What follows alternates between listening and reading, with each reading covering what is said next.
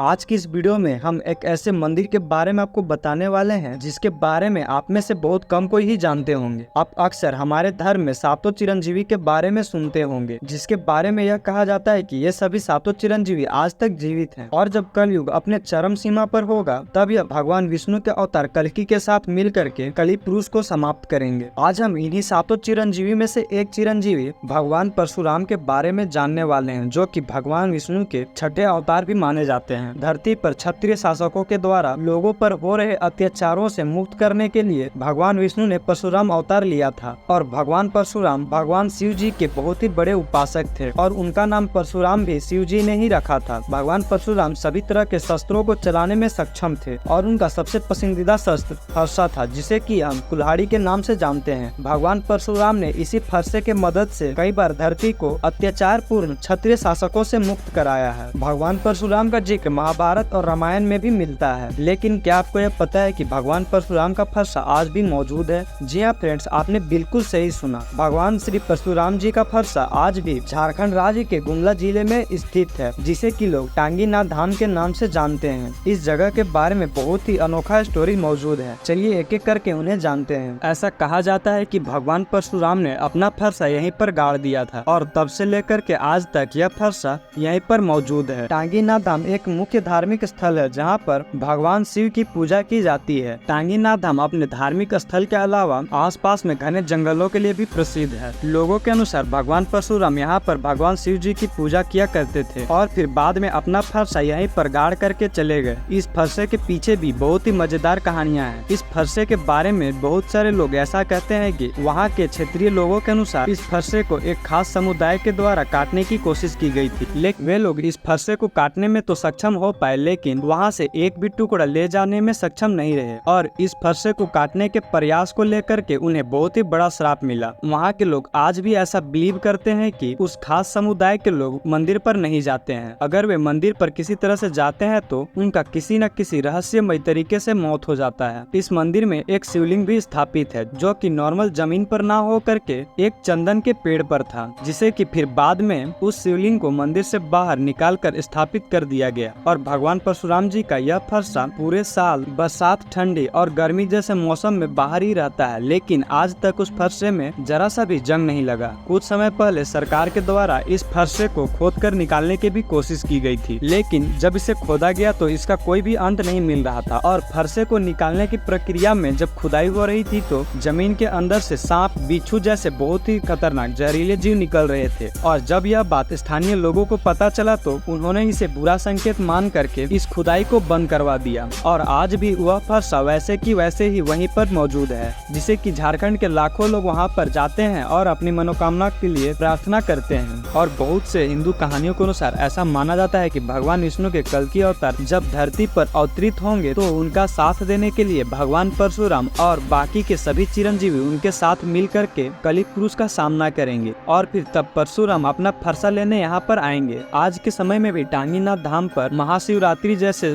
त्योहारों पर बहुत ही ज्यादा भीड़ होती है। टांगी नाथ धाम पर आए दिन श्रद्धालु जाते हैं और अपनी मनोकामना के लिए मन्नत मांगते हैं। अगर आपको यह वीडियो अच्छा लगा हो तो आप हमें एक लाइक जरूर करें और आगे भी ऐसे ही अमेजिंग वीडियोस पाने के लिए हमारे इस चैनल को सब्सक्राइब करना ना भूलें। Thanks for watching.